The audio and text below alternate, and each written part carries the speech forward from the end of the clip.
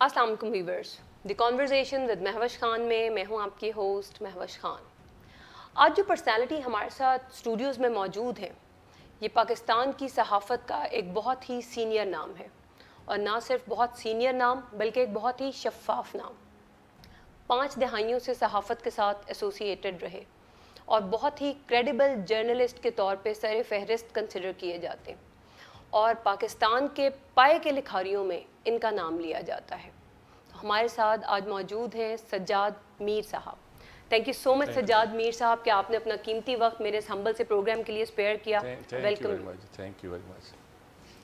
سر، پاکستان جیسے ملک میں آپ نے صحافت کے پروفیشن کو سٹارٹ کیا، پیسہ نہیں بنایا سر، حالانکہ آپ کے ارد گرد کے لوگوں نے خوب پیسہ بنایا، جائز بھی ناجائز بھی، آپ اس دور میں پیچھے رہ گئے۔ یہ بات ٹھیک ہے، اور اب یہ کہتا ہوں کہ جرم تو روا رکھتا، میں عمر اپنے لیے بھی تو کچھ بچا رکھتا۔ آدمی ایک وقت آتا ہے کہ اس طرح کی باتیں سوچتا ہے، لیکن اللہ کا شکر ہے کہ یہ خیال دل میں نہیں آیا۔ میں نے 34 سال کراچی میں گزارے ہیں، نوائے وقت کے ایڈیٹر کے طور پر، ڈان گروپ کے حریت کے ایڈیٹر کے طور پر، اور بڑی ٹاپ پوزیشن پر۔ وہاں غوث علی شاہ 2 بار برسر اقتدار رہے، جام صادق علی 2 بار رہے۔ اس کا مطلب کوئی سمجھ سکتا ہے کہ اگر کوئی چاہتا تو بڑے پلازے بنا سکتا تھا اس زمانے میں بھی۔ اللہ کا احسان ہے کہ اس زمانے میں صحافت میں ایک بہت بڑا طبقہ ایسا موجود تھا جو ان کاموں میں نہیں پڑتا تھا، تو ہم بھی ان میں شامل ہو گئے، اور وقت گزر گیا اور ہمیں فخر ہے، خوشی بھی ہے، اطمینان بھی ہے، سکون قلب بھی ہے۔ جو اپنا کام ہم نے کرنا تھا کیا، اس سے کچھ کنٹریبیوٹ معاشرے میں ہوا کہ نہیں ہوا، یہ بھی ہمیں اندازہ ہے کہ کتنا ہوا کتنا نہیں ہوا۔ تو اب کچھ معاملات بہت سارے ڈیفرنٹ ہو گئے ہیں۔ اب کمرشلزم جو ہے وہ ہمارے پروفیشن کے اندر بھی آ گئی ہے، بلکہ پہلے تو یہی تھا کہ حکومت کرتی تھی، اب بہت سے ادارے ہیں جو لوگوں کو اپنی طرف کھینچتے ہیں، اور بہت کچھ ہوتا ہے، لیکن پھر بھی لوگ ہیں، ایسی بات نہیں کہ اب بالکل نہیں لوگ ہیں، اور صحافت ایمانداری اور دیانتداری کے بغیر کوئی صحافت نہیں۔ آپ جتنے بھی ٹیلنٹڈ کیوں نہ ہو، آپ جتنے بھی انسائڈر کیوں نہ ہو، جب تک آپ آنیسٹ نہیں ہیں، آپ you are not a journalist. یہ بڑی لازمی چیز ہے۔ اچھا سر، میں آپ کی بات کو آگے بڑھاتی ہوں۔ کالم نویسی کے حوالے سے آپ نے ایک جگہ پہ کوٹ کیا تھا، سیزرز ٹو اسکائی، مطلب بے ربط خیالات کو لکھ دینا، کچھ بھی جو بھی آپ سوچتے ہیں سمجھتے ہیں اس کو لکھ دینا۔ کالم نویسی کی ڈیفینیشن آپ نے کہیں پہ کوٹ کی تھی۔ آج کا جو دور چل رہا ہے، پولیٹیکل سینیریو کو دیکھ لیں، اداروں کی بھی انٹرونشن ہے، and so many other scenarios are there, کیسے فٹ ان ہوتی ہے یہ ڈیفینیشن؟ اصل میں وہ میں نے لوز سیلی آف مائنڈ جو ایسے کی تعریف ہے نا، اس سے یہ کیا تھا، فرام سیزر ٹو اسکائی، انگریزی میں جیسے ایسے کے بارے میں کہتے ہیں۔ وہ جو انگریزی کا جو 2 کالمسٹ تھے، ایڈیسن اینڈ اسٹیل، وہ کالم لکھتے تھے، ان کے کالم ہی ایسے بن گئے، اور وہ انگریزی میں کالمسٹ جو تھے ایسیز کے پائنیئر بنے۔ تو اگر لٹریچر کا طالب علم لٹریچر میں جس چیز کو ایسے کہتے ہیں، اردو میں ان میں زیادہ تر شکل وہ ہے جس کو ہم کالم کہتے ہیں، اور اس کی کئی شکلیں ہوتی ہیں، ہیومرس بھی ہوتے ہیں، نیم مزاحیہ ہوتے ہیں، سنجیدہ بھی ہوتے ہیں، ہر طرح کے تجزیے بھی ہوتے ہیں، ہر طرح کیے جا سکتے ہیں۔ وہی کام جو ایسے میں ہم کیا جاتا ہے، اس میں مختلف نام میں گنوا سکتا ہوں۔ تو یہ جو ہے نا کہ کوئی کالم جواب مضمون نہیں ہوتا کہ آپ اس کا ایک سٹارٹ کریں کہ اینڈ کریں کہ بنیگن کریں، پریزنٹیشن نہیں ہوتی ہے کسی بالکل جا کر، بلکہ یہ ہوتا ہے کہ ایک لوز سیلی آف مائنڈ، دماغ کا ایک ابال ہے جو کہ آتا جا رہا ہے، اور آپ کو کریٹیو انداز میں بیان کرنا ہے۔ This shows the creativity of column, یعنی کہ یہ اس کی محنت سے زیادہ آپ کی کریٹیوٹی کا ہے کہ آپ اس طوفان کو کس طرح شکل دیتے ہیں کہ پڑھنے والا اس سے اٹریکٹ ہو جائے۔ اس لیے میں نے یہی تعریف ایک بار کی تھی، اور ایک جگہ یہ کوٹ بھی ہوئی ہے، مجھے نہیں پتا آپ نے کہاں سن لی۔ اچھا سر، آپ سعادت حسن منٹو کو بہت کوٹ کرتے ہیں، پڑھتے بھی ہیں، آپ نے انتظار حسین صاحب کو، قرۃ العین کو بہت کوٹ کیا۔ فکشن میں یہ نام بالکل کوئی شک نہیں کہ بہت کریڈیبل نام ہے۔ آج کل کے دور میں آپ کس کو پڑھ رہے ہیں، فکشن میں بھی اور نان فکشن میں بھی؟ دیکھیں، منٹو تو ایک آئیکن ہے۔ 4 لوگ ہیں جن کو میں کہا کرتا تھا کہ جنہوں نے ان کو نہیں پڑھا وہ نثر نہیں لکھ سکتا اردو میں۔ منٹو، قرۃ حیدر، غلام عباس اور چوتھا کون تھا، بس 4 لوگ تھے جن کے بارے میں کہا کرتا تھا کہ اگر آپ نے لکھنی نثر بیتی تو آپ ان کو پڑھیں. سادہ نثر لکھنا، اور بلکہ کراچی میں تو مذاق کرتا تھا، کراچی میں تو بہت کوٹ کیا کرتا تھا، وہ اہل زبان ہے سارے، ان کو اپنے علاقے پہ فخر ہے، اپنی صنعتوں پہ فخر ہے. تو میں کبھی کبھی وہاں حلقہ ارباب ذوق میں کہہ دیا کرتا تھا مذاق میں کہ جناب امرتسر کا کشمیری ہوں، منٹو کی زبان لکھتا ہوں. تو قصہ یہ ہے کہ ہمیں فخر کرنا چاہیے ان لوگوں پر. انتظار حسین، مثلا انتظار حسین ایک ڈفرنٹ طرح کی زبان لکھتا ہے، یس. قرۃ حیدر ایک ڈفرنٹ طرح کی زبان لکھتی ہے، لیکن ان زبانوں کو ماسٹر کیے بغیر آپ اچھی نثر لکھ نہیں سکتے اردو میں. آپ کئی بار آپ اگر جرنلسٹ بھی ہیں، آپ نے ان کو پڑھا ہوا ہے تو آپ وہ پرتیں پیدا کر دیں گے اپنی تحریر میں جو عام لکھنے والا پیدا نہیں کر سکتا. تو میرے خیال میں آج کے زمانے میں جتنے فکشن رائٹر ہیں، ایک بار سلیم احمد نے کہہ دیا تھا کہ میں نے منٹو کے بعد کسی کو نہیں پڑھا، تو لوگوں نے سچ مچ یہ سمجھ لیا کہ کسی کو نہیں پڑھا. مطلب ان کا یہ تھا کہ بھئی میں نہیں کوئی خاص کیلیبر کا کسی کو میں نہیں کسی بہت لوگ ہوئے ہیں، اشفاق ہوئے ہیں، مفتی صاحب ہوئے ہیں، اے حمید نے الگ طرح کی نثر لکھی ہے، بہت سے لوگ ہوئے ہیں جنہوں نے ایک طرح کا نئی دنیایں آباد کی ہیں ہمارے ہاں. انتظار حسین کو تو ہم نے خود یعنی کہ جہاں چلتے پھرتے اور لکھتے، انتظار حسین نے جو کالم لکھے وہ کمال کے کالم ہیں. بے شک. ابن شاہ پنجابی ہوتے ہوئے ایسی زبان لکھتا ہے کہ جناب کراچی میں بیٹھ کر اس نے اس کی داد لی. تو یہ ساری باتیں ہیں کہ لوگ جو محنت کرتے ہیں اور لکھتے ہیں وہ سچ مچ پار ایکسیلنس ہوتا ہے. لیکن آج کل جو لوگ مقبول اور مشہور ہوتے ہیں وہ اپنی تیکھی اور کھری کھری باتوں سے، یا میں کیا عرض کروں، وہ ان باتوں سے ہو جاتے ہیں، اپنی اسلوب کی مضبوطی کی وجہ سے نہیں ہوتے. یہاں اسلوب کی مضبوطی سے ہوتے ہیں تو مضبوطی گنی جاتی ہے کہ آپ خطابت کتنی دکھا رہے ہیں، آپ شاعری کتنی دکھا رہے ہیں. یس. یہ خطابت اور شاعری، یہ انسا پردازی، یہ تو کئی لحاظ سے مجھے لگتا ہے کہ یہ تو دشمن ہے، مصنوعی پن ہے. یہ ایک مصنوعی پن ہوتا ہے جو بالکل ایسے ہی. پیدا یہ کبھی ہوا تھا نیاز فتح پوری، اس زمانے میں کچھ لوگوں نے اس طرح کی نثر لکھی تھی. آج کے زمانے میں اس کا رواج نہیں ہے. ایک سائنٹیفک زمانہ ہے، اس زمانے میں آپ کو سائنٹیفک حقائق کو اس خوبصورتی کے ساتھ بیان کرنے ہیں جو صرف پوئٹک نظر نہ آئے بلکہ ایک حقیقت کے بھی زیادہ قریب حقیقت نظر پہ آئے. بھی مبنی ہو.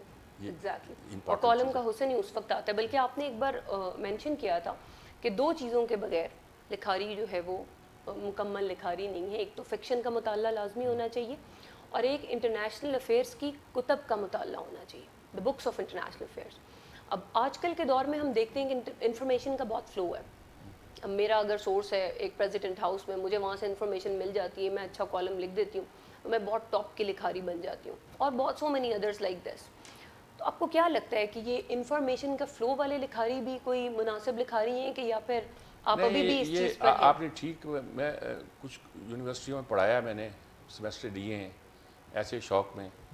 تو ایک یونیورسٹی کچھ اسٹوڈنٹ تھے جو جرنلزم بھی کر رہے تھے، پڑھ بھی رہے تھے.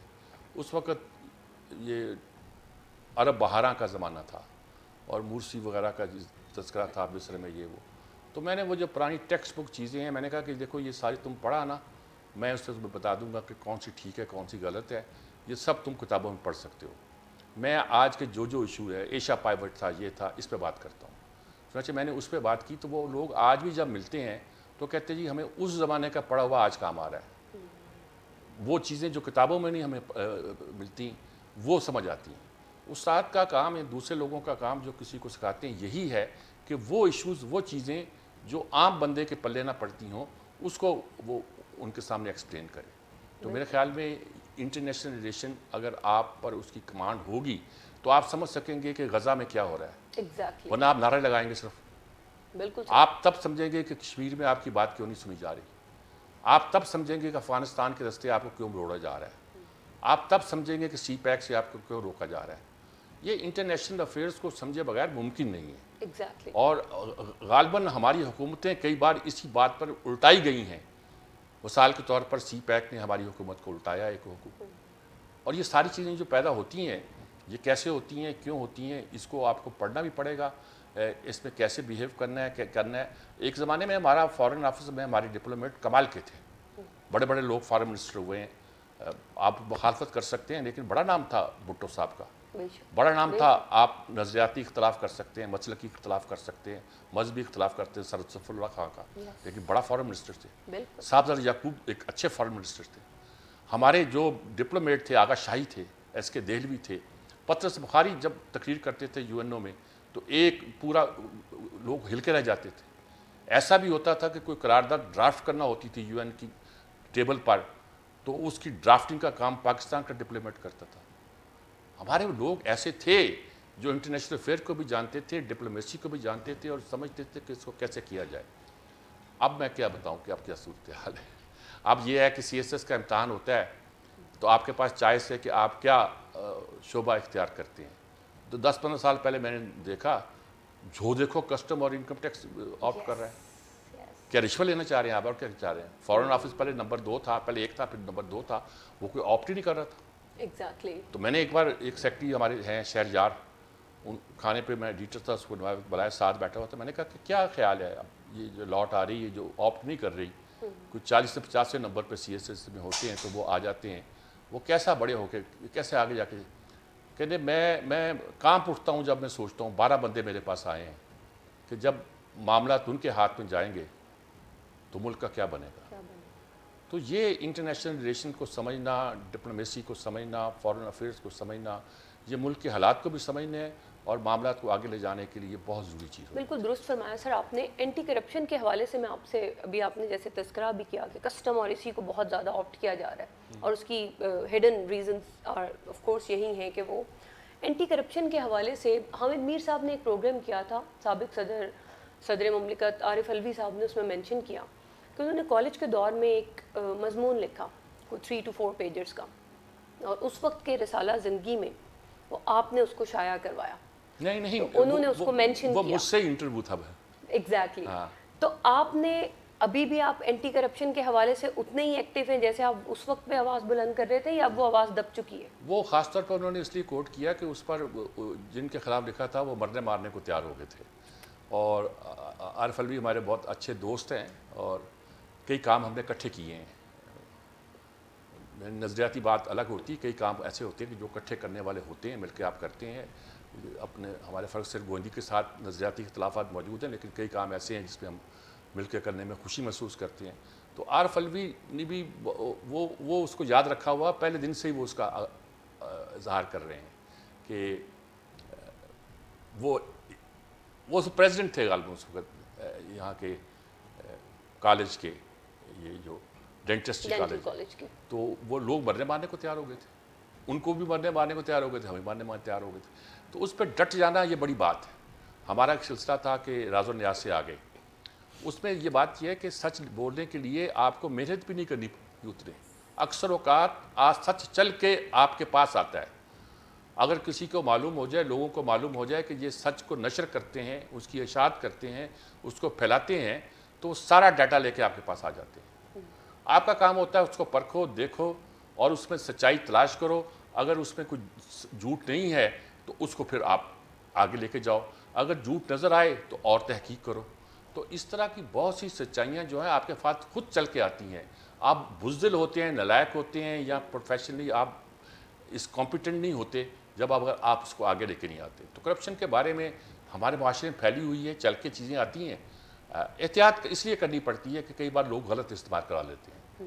وہ آپ کے پاس ایسے فیکٹس لے کے آتے ہیں کہ آپ کو لگتا ہے سچ بولتے ہیں، اور آپ اگر پروفیشنلی اس کو جج نہیں کریں گے اور اس کو پرکھیں گے نہیں تو اس بات کا ڈر ہے کہ وہ آپ کو استعمال کر جائیں. تو اس بات کی احتیاط کرنی پڑتی ہے، وہ کرتے ہیں ہم انشاءاللہ. اچھا سر، آپ کراچی گیٹ بھی رہے اور لاہور میں مقیم ہیں، اس سے ہٹ جاتے ہیں ذرا صحافت اور سیاست سے. سندھی بریانی یا پھر لاہوری چنے؟ بریانی، سندھی بریانی یا پھر لاہوری چنے، کیا چوز کریں گے؟ سچ پوچھیے تو سندھی بریانی بھی نہیں، دلی کی بریانی دلی بریانی یا حیدرآباد کی بریانی، حیدرآباد کی کچے کی بریانی. اچھا. اور جو دلی کی بریانی ہے وہ یخنی میں بنی ہوتی ہے، وہ بہت ڈفرینٹ ہوتی ہے، اس میں گوشت کا استعمال بہت طرح سے ہوتا ہے. سندھی بریانی کھانے والی مزیدار ہے. لیکن جو لاہور کی بریانی ہے، لاہور کا پلاؤ ہے، لاہور کا ہم پلاؤ. کشمیری لوگ اسے کشمیری پلاؤ کہتے ہیں. یس. اور اس پلاؤ میں صرف کیا ہے، صرف مسالے ایسے ہیں मसाले ऐसे पड़ते हैं कि उसकी खुशबू जब पकता है बासमती चावल में अंदर तो उसकी खुशबू दूर तक फैलती है। अरोमा दूर दूर और कहते ये हैं कि पुलाव वो है जो रूखा खाया जाए तो मज़ा दे। ये नहीं है कि आपने उसमें सालन डाला उसमें खाएं, ये नहीं, मना नहीं है, लेकिन होता ये है कि पुलाव ये है कि आपने पकड़ा, उसकी बोटी का अलग जायका, उसके चावल का अलग जायका, उसकी खुशबू का अलग जायका। तो हम यहाँ के रहने वाले जो जिसको अब लाहौर के लोग कहते हैं बेसिकली तो पुलाव के लोग हैं, लेकिन बिरयानी जो यहाँ बनती है वो बिरयानी वो नहीं है। उसमें वो सिंधी बिरयानी चूँकि मसाला मसूला उसमें शामिल होता है तो वो ज़्यादा बेहतर होती है, हम उसको मिस करते हैं। लेकिन अगर अब आइडियल बिरयानी समझें तो मैं दिल्ली वालों की बिरयानी और फिर हैदराबाद की कच्ची बिरयानी जो है, कच्चे की बिरयानी जो है उसको ज़्यादा। अच्छा, आपने सर डिशेस की जितनी ज़बरदस्त डिस्क्रिप्शन दी है उससे लगता है कि आप खाने के शौकीन हैं, तो क्या कुछ पका भी लेते हैं? देखें खाने की बात यह है कि हम चटोरे हैं, पेटू नहीं। अच्छा, तो पकाते नहीं हैं? नहीं, ये किया है जब इसे कहते हैं बैचलर्स लाइफ गुजारी है। अच्छा, तो शौक में हम सब लोग करते थे, हम भी करते थे, और लेकिन अब उसमें कहते हैं कि वो अब कंटिन्यू किया काम के साथ वो नहीं हुआ। लेकिन ये कि हमने चीज़ें बनाई भी हैं, तैयार भी की हैं। कोई डिश आपने जो बहुत अच्छी बनाई हो? वो कढ़ाई गोश्त ही होता है और क्या होता है। अच्छा, अच्छा, हाँ, कोई ये होता है। या कोई हलवा मशहूर था हमारा कि हलवा इस तरह बनाते हैं, उसमें मसला कुछ नहीं था, वो अपनी माँ से सीखा था कि कितना घी डालना, कितना चीनी डालनी, कितना क्या करना, वो बना देते थे। उनको और मज़ा देने के लिए उसमें अंडा डाल देते थे। तो वो ये लड़के हमारे होस्टों में जब आते थे तो क्या यार क्या हलवा बनाया कर। तो इस तरह की चीज़ें बनाई। बाकी चीज़ें जो बनाने वाली होती हैं वो अपने बनाने वालों को गाइड हमने किया है, यानी कि जब हमने खुद गाइड किया या हमारे घर वालों ने किया, पहले मेरी माँ ने किया, मेरी बीवी ने किया, तो वो हमारा कुक अच्छा बनाएगा। और अगर उसकी मर्ज़ी पे चलेंगे, आजकल अच्छा एक कुक मिला हुआ हमें, तो वो फिर उसकी मर्ज़ी का खाना होगा, हमारी मर्ज़ी का। अच्छा सर, आपका सहाफ़ती करियर, ऑफ कोर्स आपने बड़े सियासी उतार चढ़ाव भी देखे और बीच में हमारे कू भी हुआ, मार्शल लॉज भी लगे। बेगम साहिबा की तरफ से कितनी सपोर्ट हासिल रही है? बेगम साहिबा की तरफ से, घर से, फैमिली की तरफ से कितनी सपोर्ट है? She is the virologist, she is PhD in virology Australia से, और फिर उसका मास्टर भी अमेरिका से है, पहला मास्टर कराची यूनिवर्सिटी से है। वो साइंस की स्टूडेंट है, कोई वो नॉन पार्टीजन किस्म के कमेंट्स तो करती है, लेकिन ये है कि ओवरऑल किसी पार्टी के साथ शामिल होना वो उसको उस तरह नहीं है। मजहबी तौर पर वो एक बहुत यानी कि उनके वालिद साहब एक पीर साहब के सरकारी मुलाजिम थे, बड़े हाई रैंक के, लेकिन रिटायर होने के बाद एक पीर साहब के ख़ास तौर पर खलीफा के तौर पर उन्होंने काम भी किया। ये बहुत अच्छा लगता है उनके घर में बच्चों को इकट्ठा करना, दस्तरखान बिछाना, खाने बनाने का इंतज़ाम करना, दुआएं करना, पढ़ना, ये करना अच्छा लगता है। और सियासत पे तबसरा करना ये भी अच्छा लगता है। टीवी देख के कुछ बात अच्छी बुरी लगी तो कुछ कर भी दिया, लेकिन एज़ दैट बेसिकली वो नहीं इस बात पे चलती कि किसी ख़ास, लेकिन अमूमी तौर पर जैसे कि हम लोग हैं कि कोई राइट विंग की जो फ़िक्र है उसी के साथ हैं, उसी के साथ अपनी मजहबी सोच की वजह से। अच्छा सर, हकूक़ निस्वां एक बहुत इंपॉर्टेंट इशू रहा और मैं समझती हूँ बहुत इंपॉर्टेंट इशू है, लेकिन उस हकूक़ निस्वां को जो सही उनके प्रॉब्लम्स हैं, जो इश्यूज़ हैं सीरियस, जो लॉज आने चाहिए, जो एग्जीक्यूशंस होने चाहिए, उससे ट्रांजिशन आई आज़ादी निस्वां की तरफ, और कुछ मॉरल ग्राउंड्स में भी उसमें ऐसी चीज़ें आई जो कि हमें कल्चरली भी एक्सेप्टेड नहीं थी, और बीइंग फीमेल मैं समझती हूँ कि मुनासिब भी नहीं थी। आपका क्या ओपिनियन है इस पर? इस वक्त जो आज़ादी निस्वां के नाम पर जितनी तहरीकें पाकिस्तान में काम कर रही हैं, आप ज़रा उनका पता करें उनके फ़ंड कहाँ से आते हैं। ये दे आर नॉट इंडिजिनस, हमारी ज़मीन से पैदा हुई नशिस्तें नहीं हैं। ज़ियाउल हक ने एक कानून पास किया था जिसे क्या कहते थे हम, हदूद आर्डिनेंस, और उसका नाम कुछ और पता नहीं, मैं टीवी पे लफ्ज़ इस्तेमाल करूँ ना करूँ क्योंकि अंग्रेज़ी में लफ्ज़ ही नहीं है, ज़िना आर्डिनेंस कहते थे। मैं उस पर हुर्रियत का एडिटर था, लड़कियाँ लेकर आई जी इस पर साइन करें। मैंने कहा बैठो यहाँ, ये बताओ तुम्हें किसने इस काम पे लगाया है। मैंने 4-5 मर्दों के नाम लिखे, उसमें से किसने कहा है आपको, और निकला यही यूज़ किया जाता है, यूज़ किया जाता है। और मैंने कहा भाई आपका इससे कौन सी आपका इंटरेस्ट, आप तो विक्टिम नहीं हार्म होता है, क्या होता है। उन्होंने पकड़ा, उन्हें चली गई, उन्होंने कहा यू आर राइट, हमें पता नहीं। بات یہ ہے کہ یہ ہمارے ملک میں جب اچھا دن تھے تو اس وقت جب وومن لیو کے نام سے ہمارے یہاں لبریشن کے نام سے چلتا تھا تو لیفٹ نے یہ کہا کہ نہیں وومن لیو غلط ہے, وومن امینسپیشن عورتوں کی نجات بات کریں کہ ان کو ان کے حقوق ملنے چاہیے. حقوق ملنا اور ہے, آزادی کیا ہے؟ یہ جتنی موومنٹ چلتی ہیں, ایک تو دیکھو نا سیکنڈ سیکس کی ہے سائمن ڈی بوار کی, وہ ایک پڑھی لکھی خاتون ہے, بہت بڑی فلسفی ہے, سارتر کی اسپاؤس ہے, زندگی اس کے ساتھ گزاری ہے, اتنی ہی بڑی لکھنے والی ہے, وہ ایک فکری تحریکی بانی ہے, سیکنڈ سیکس کی کتاب بھی ہے, بائبل ہے اس چیز کی. دوسری یہ کہ امریکہ میں اور دوسرے ملکوں میں ہر 4-5 سال کے بعد ایک موومنٹ ایک مختلف طرح سے بنتی ہے, پتہ چلتی ہے سنگل وومن کی ہے یا سنگل پیرنٹ کی. کچھ سمجھ نہیں آتا کہ ان میں بہت سو کی شادیاں ہو جاتی ہیں, موومنٹ سے دستبردار ہو جاتی ہیں. تو یہ جو ایک اپنے سائیکولوجیکل مسائل کے لیے آپ ایک پورا تھیوری کریٹ کرتے ہیں, یہ غلط ہے. حقوق کی بات جو ہے, حقوق تو جس کو ہم آج کے معاشرے میں جائیں جناب, کیسے حقوق آسان کام ہے. ایک مولوی کہتا ہے کھڑا ہو کے, پڑھا لکھا مولوی, کہ آپ ہمارے گاؤں میں دیہاتوں میں عورت کو اس کی وراثت نہیں دی جاتی. یہ بہت بڑا جرم ہے, بہت بڑا پوائنٹ ہے, بہت بڑا جرم ہے. اور اس کے نام سے انڈیا میں ابارشن کرا دی جاتی ہے. انہوں نے کیا کہتے ہیں وہ الٹرا ساؤنڈ پہ پابندی لگا دی ہے, الٹرا ساؤنڈ والوں کو بتانے کہ لڑکا ہوگا لڑکی ہوگا پابندی لگا دی ہے. وہ ابارٹ کرا دیتے ہیں لڑکی ہوتی ہے تو. جہالت کا زمانہ ہے. یہ چیزیں بڑی غلط ہیں. ایگزیکٹلی. لیکن یہ ہے کہ ایک آپ اپنی لڑکی کو میچورٹی دلائیں, اس کو سمجھائیں, اس کی تربیت کریں, اور وہ معاشرے میں کھلے عام جیسے وہ کام کرنا ہے. بدلا ہوا معاشرہ ہے, اس بدلے ہوئے معاشرے میں لڑکیوں کے رول جو ہیں وہ ڈیفرنٹ ہو گئے ہیں. لیکن یہ ہے کہ آزادی کے نام پر آپ بہت کچھ وہ کرنا چاہیں جو آپ سمجھتے ہیں مرد ڈباش ہو گئے ہیں, تو آپ بھی کیا ہونا چاہ رہی ہیں, اس کلچر میں جانا چاہ رہی ہیں جو ہمارے انڈیجنس کلچر کو سوٹ نہ کرتے ہو, ہاں, جو ہماری موریلٹی کے ساتھ نہ جاتے ہو, چلنا چاہیے, وہ بیسکلی اس پہ فخر کرنا چاہیے آپ ایگزیکٹلی. اور جس چیز کو آپ لیتے ہیں سائیکولوجیکلی, اور آپ ویسے اگر اسٹڈی کریں اس کا, آپ کیسے حقوق عورتوں نے لیے. ووٹ کا حق نہیں تھا, ایگزیکٹلی. 1900 کتنے میں ووٹ کا حق ملا ہے. یس. آپ کے ہاں تو کبھی نہیں کہا کہ عورت اور کتے الاؤڈ نہیں ہیں, یہ تو انہوں نے کہا. یا آپ کے ہاں تو یہ نہیں کہا گیا کہ عورت کو روح نہیں ہوتی, آپ کے ہاں تو کبھی نہیں کہا گیا.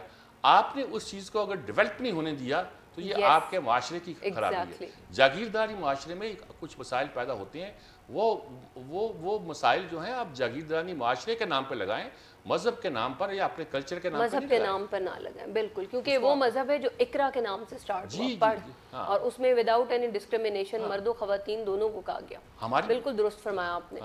اچھا سر, آپ مجھے بتائیے, ایک ٹرم ہے جرنلزم ان ہیسٹ, اس سے کیا مطلب ہے؟ اس کا مطلب یہ ہے جی کہ عام طور پہ کہا جاتا ہے جرنلزم کے بارے میں کہ لٹریچر ان ہیسٹ, کہ جرنلزم جو ہے وہ تیزی میں لکھا ہوا ادب ہے. میں یہ کہا کرتا ہوں کہ الیکٹرانک میڈیا جو ہے یہ اس سے جرنلزم ان ہیسٹ. مثال میں ایک ہی دیا کرتا ہوں, زیادہ مثالیں بھی ہو سکتی ہیں لیکن میں ایک ہی دیا کرتا ہوں اس سلسلے میں, کہ ایک بہت بڑا جرنلسٹ تھا, وہ رپورٹ کر رہا تھا ایک مقدمے کی رپورٹ کرتے کرتے اس نے دیکھا کہ جو خاتون جج ہیں وہ اٹھتے ہوئے ذرا لڑکھڑائی. اس نے اسی وقت اس نے دینی تھی نا, journalism in heist, electronic media, اس نے اسی وقت خبر دی کہ اس کی طبیعت خراب ہے. اس نے اٹھتے ہوئے کچھ تھوڑی سی وہ لڑکھڑائی ہے, تو لگتا ہے کہ اس کی طبیعت ٹھیک نہیں ہے. بڑا جرنلسٹ تھا وہ, خبر ہو گئی.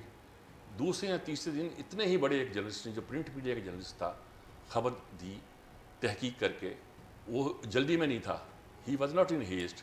اس نے تحقیق کر کے دی کہ وہ خاتون جو تھی جوتے اتار کے بیٹھی ہوئی تھی, اور یہ کرسی کے خلاف تھا ایک جج کی کہ وہ جوتے پہننے کے لیے نیچے یوں دیکھے اور یوں پہنے. چنانچہ وہ اوپر دیکھتے ہوئے کوشش کر رہی تھی جوتے تلاش کر کے پہن کے اٹھنے کی. تو اس سے ان کے اندازہ ہوا کہ وہ بیمار ہے. وہ بیمار نہیں ہے, وہ اپنی ایک کرسی کے طور پر یہ کام کرتے ہوئے اس کو دیر ہوئی. تو اس طرح الیکٹرانک میڈیا میں کبھی کبھی جرنلزم ان ہیسٹ پیدا ہو جاتی ہے, تیزی سے آ جاتی ہے. اور ہم نے جو عادت پکڑی ہوئی ٹکر دینے کی, سب سے پہلے خبر ہماری جائے گی, سب سے پہلے خبر ہماری آئے گی, یہ الیکٹرانک میڈیا سے آیا کام. دوسروں میں اتنا جلدی نہیں تھا, آپ کے پاس 24 گھنٹے ہوتے تھے, آپ کے پاس نیوز لٹریچر کا انسٹیٹیوشن تھا, خود ایڈیٹر کا انسٹیٹیوشن موجود تھا جو آپ کی خبر کو پرکھتے تھے. نیوز ایڈیٹر خاص طور پر پرکھتا تھا, آپ کی شفٹ انچارج پرکھتا تھا اور بتاتا تھا کہ آپ کی خبر میں یہ خرابی ہے, یہ ہے. ایسا بھی ہوا کہ ایک صاحب کو میں نے کوئی 6 بار ایک خبر دی کہ اس کو یہ کر کے لاؤ, اس کو یہ کر کے لاؤ, اس کو یہ کر کے لاؤ, اس کو یہ کر کے لاؤ, تو چلا گیا. دوسرے دن جب اس کی خبر چھپی تو اس نے آ کے دوسرے دن آ کے اس نے شکایت کی میٹنگ میں کہ یہ اتنی محنت کرائی, مجھ سے میری خبر نہیں چھپی. تو سب ہنسنے لگے کیونکہ وہ اپنی خبر کو 2 کالم سیکنڈ پیج پہ تلاش کر رہا تھا. وہ خبر اس دن کی ڈیٹ تھی. یعنی محنت اتنی کرائی گئی کہ جرنلزم اگر ہیسٹ میں ہوتی تو وہ اندر کے صفحے کی 2 کالم کی خبر تھی, اور جب محنت کرائی گئی ہیسٹ اس سے نکال دی گئی, اس محنت کے نتیجے کے طور پر وہ اس دن کے اخبار کی مرکزی خبر تھی.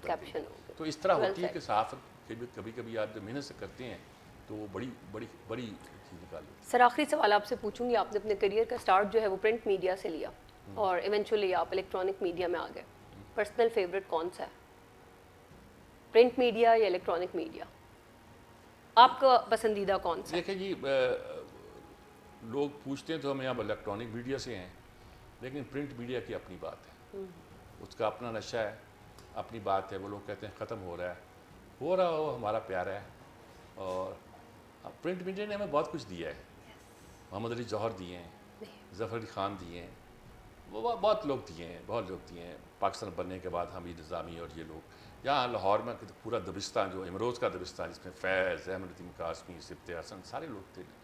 یہ نظریاتی طور پر کچھ بھی ایک پورا دبستان ادھر نظریاتی دبستان موجود تھے. تو پرنٹ میڈیا مجھے اچھا لگتا ہے, لیکن یہ ہے کہ الیکٹرانک میڈیا جو ہے وہ پہچان دیتا ہے, وہ دیکھ کے لوگ پہچانتے ہیں, اچھا جی اچھا آپ ٹی وی پہ آتے ہیں, تو خوشی ہوتی ہے. یہی کہہ سکتا ہوں میں. Thank you so much sir for being on my show.